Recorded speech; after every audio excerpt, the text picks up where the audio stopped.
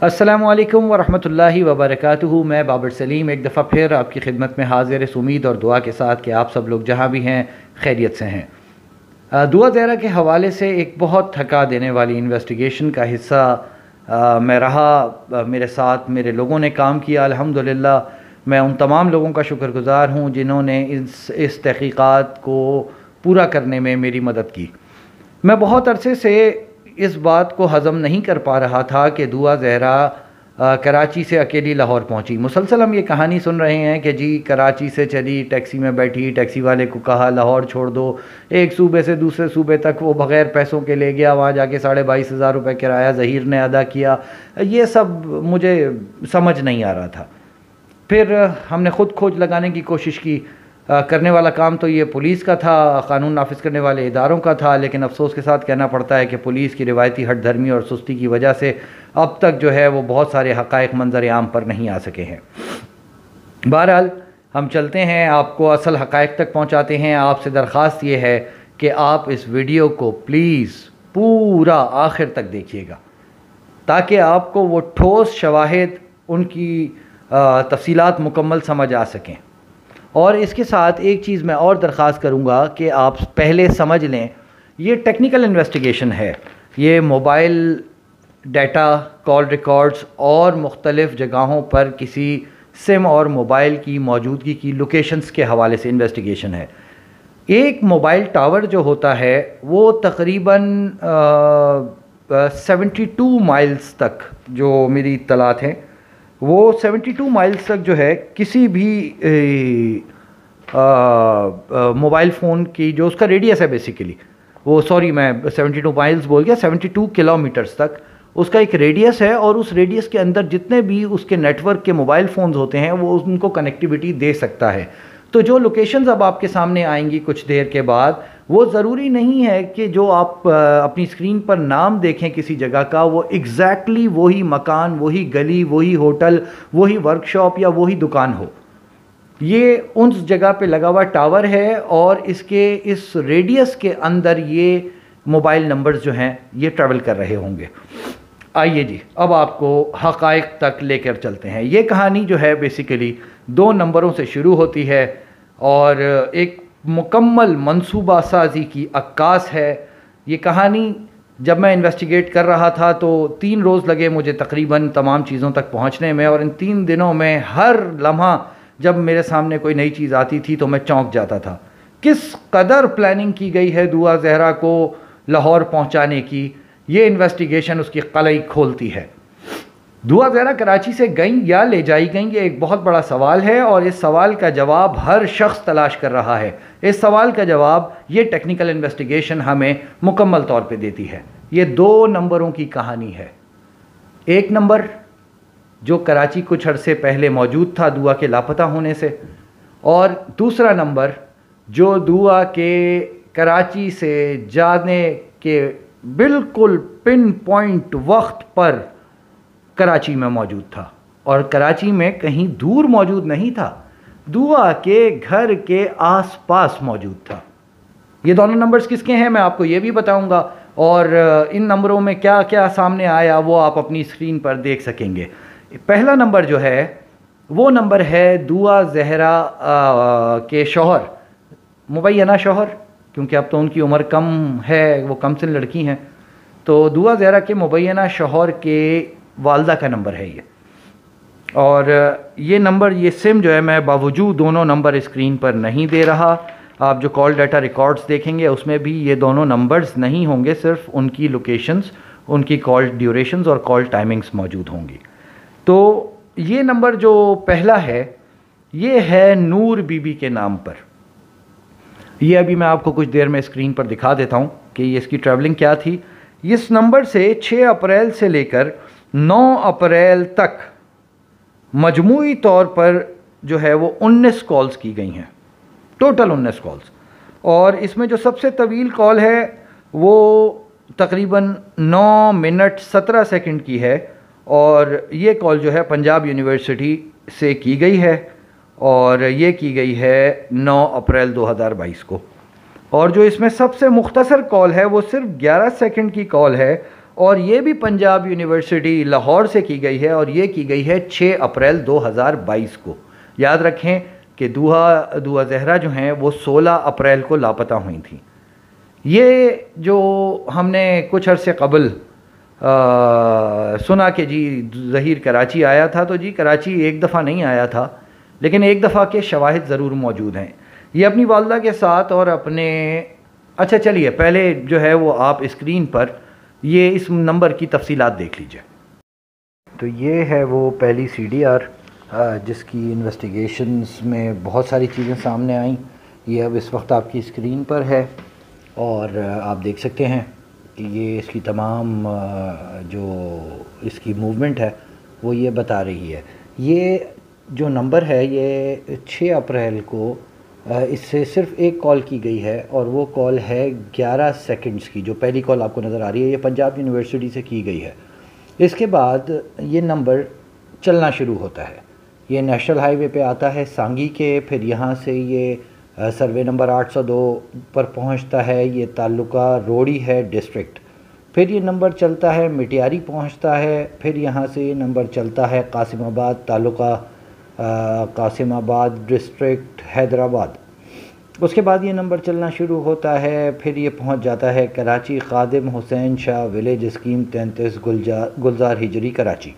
यहाँ से ये नंबर फिर मज़ीद फॉरवर्ड होता है, आगे आता है और फिर ये गुलशन जमाल के पास से गुज़रता है। ये डालमिया रोड के आसपास है कहीं पे।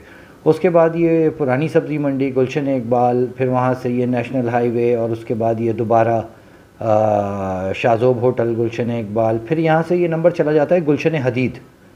मैं अभी आपको बताता हूँ कि ये जो गुलशन हदीद नंबर गया है ये क्या माजरा है। इसके साथ फिर ये दोबारा वापस आता है शाज़ोब होटल। उसके बाद ये मुस्लिम कमर्शियल की जो स्ट्रीट है नंबर 1, उस पर DHA फेज़ 6 में मौजूद होता है। फिर ये बुखारी कमर्शियल पर ये नंबर मौजूद है DHA फेज़ 6 में। उसके बाद ये बुखारी कमर्शियल की लेन 10 पर है फेज़ 6 DHA में। उसके बाद ये नंबर ख़याबान तारिक फेज़ 6 पर DHA में, और उसके बाद ये नंबर है बाड़ा मार्केट कराची, और फिर आखिर में पंजाब यूनिवर्सिटी लाहौर।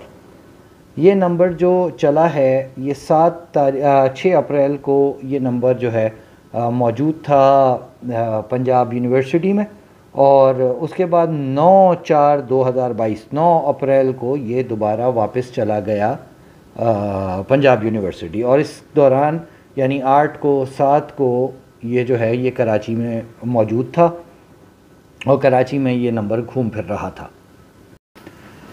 अच्छा जी, तो ये जो गुलशन हदीद और क्या नाम है नेशनल हाईवे पर इस नंबर की लोकेशंस हैं, ये वो दिन है जब ज़हीर ने अपने सौतेले रिश्तेदार वक्कास से रब्ता किया था। 3 कॉल्स हैं वक्कास के नंबर पे। वो नंबर मेरे पास चूँकि मौजूद है, तो हम जब इसको इन्वेस्टिगेट कर रहे थे और टैली कर रहे थे, तो हमने ये मुझे बड़ी हैरानगी हुई जान करके, यार 12-13 साल के बाद आप अचानक से कराची आ रहे हैं, आपको अपने रिश्तेदार याद आ गए। भाई क्यों याद आ गए? 13 साल 14 साल का डिफरेंस, बड़ा डिफरेंस है। आप अचानक से आते हैं, आप ऐसे नहीं आए थे, आप ऐसे नहीं आए थे। ये अब ये मेरी जो है आप कह सकते हैं कि मेरी राय है, क्योंकि मैंने इन्वेस्टिगेट किया है तो मैं एक राय कायम करने में कामयाब हुआ हूँ। इस हवाले से ये कराची आकर जो इन्होंने वक्कास के घर एक रात क़याम किया, और उसके घर से फिर ये कह के चले गए कि जी हम घूमने आए थे, तो ये घूम तो वाकई रहे थे। ये जो मुस्लिम कमर्शियल पे मौजूद रहे हैं, बुखारी कमर्शियल पे मौजूद रहे हैं, बाड़ा मार्केट पे मौजूद रहे हैं, ये इन 2 दिनों में कराची में घूमते रहे हैं। यानी कि 7 और 8 अप्रैल 2022 को ज़हीर और उसकी फ़ैमिली कराची में घूम फिर रहे थे।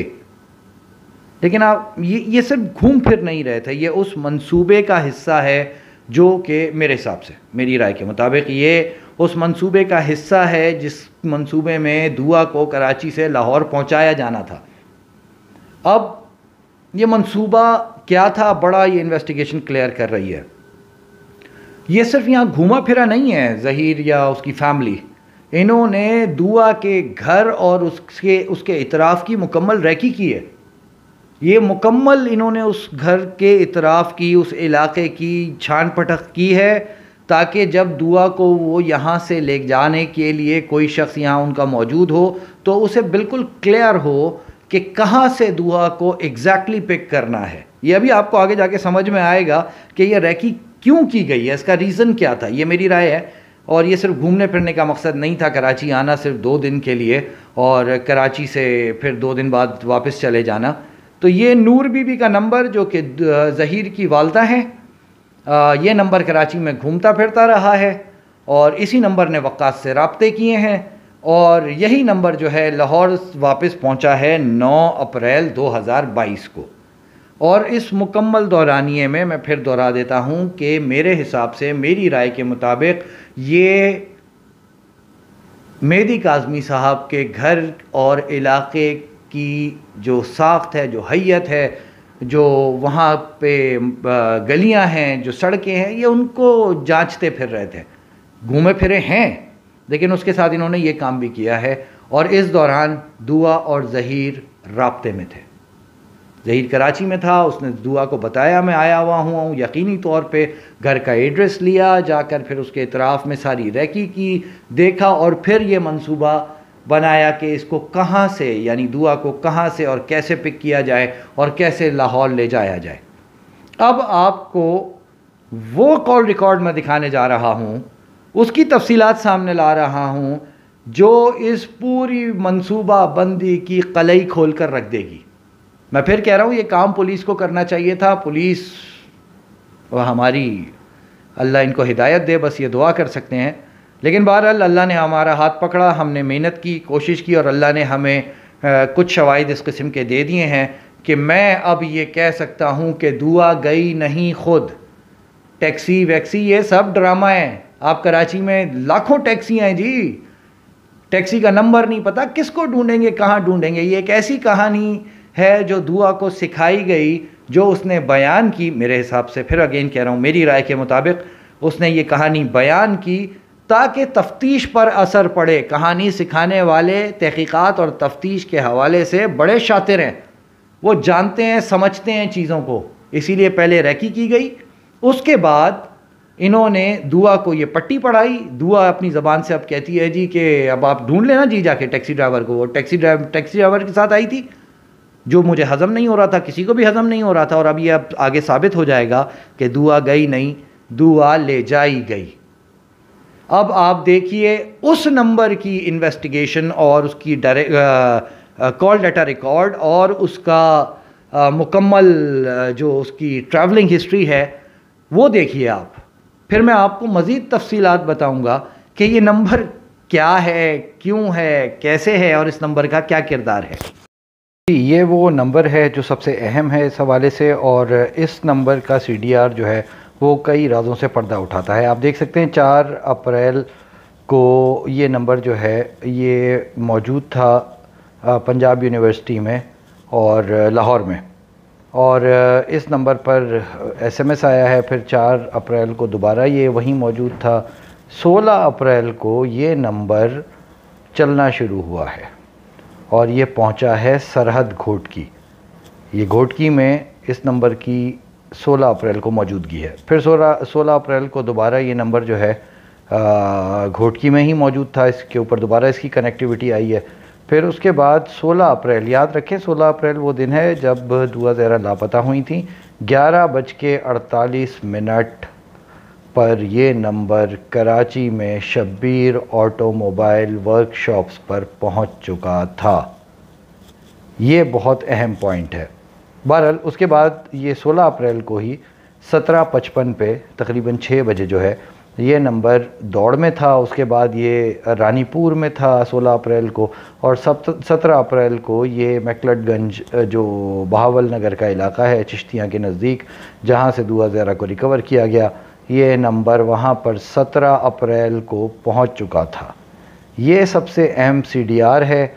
ये वो CDR है जो इस पूरे दुआ को लाने और ले जाने की कलई खोलती है। ये नंबर जो है 14 अप्रैल 2022 को आपने देख लिया पंजाब यूनिवर्सिटी पे था। इस पे 17:55 17:56 आप समझे शाम के 6 बजे जो है वो 2 SMS आए हैं। ये नंबर सिम के साथ नहीं था, इसको लाहौर में कनेक्ट कर दिया गया था एक इंटरनेट डिवाइस के साथ, और उसके बाद ये नंबर कराची आया है उस इंटरनेट डिवाइस के साथ। और सिम इसलिए इस्तेमाल नहीं की जा रही थी ताकि लोकेशंस ना आ सकें, पकड़े ना जा सकें फौरी तौर पे। ये नंबर है ज़हीर के भाई शब्बीर का, ये नंबर रजिस्टर्ड है ज़हीर के भाई शब्बीर के नाम पर, जो ये कह रहे हैं कि हम तो बहुत मासूम हैं, सीधे साधे लोग हैं, कराची तो गए नहीं। दुआ और जहरा लापता होती हैं 16 अप्रैल 2022 को। कितने बजे? 10:30 और 11 के दरमियान वो घर से निकलती हैं कचरा फेंकने, और 11:48 पे, यानी अगले आधे पौने घंटे के डिफरेंस पे, 1 घंटे के डिफरेंस पे, ये नंबर जो है कनेक्ट हो जाता है कराची में एक टावर से, एक एसएमएस की वजह से। ये इंटरनेट कनेक्टिविटी है, मैं दोबारा बता रहा हूँ, और आप इस बात को दोबारा समझें। मैंने आपसे पहले आपको बताया कि एक टावर जो है वो 72 किलोमीटर के रेडियस में अपने सब्सक्राइबर को कनेक्टिविटी फराहम करता है।